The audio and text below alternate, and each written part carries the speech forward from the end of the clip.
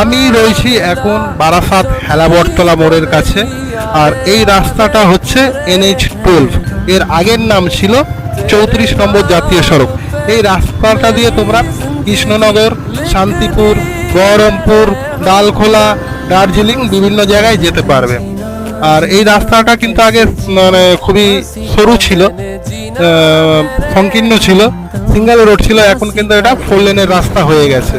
রাস্তাটা নতুন চালু হয়েছে। তোমরা পারলে এই রাস্তা দিয়ে কিন্তু দার্জিলিংও যেতে পারো।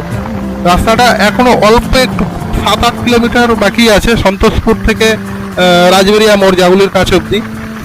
না, 7-8 কিলোমিটার না, ওটা প্রায় 18 আর 22 কিলোমিটার রাস্তা বাকি আছে। 22 কিলোমিটার রাস্তা হয়ে গেলে রাস্তা টোটালি কমপ্লিট। এছাড়া পুরো রাস্তা কমপ্লিট আছে।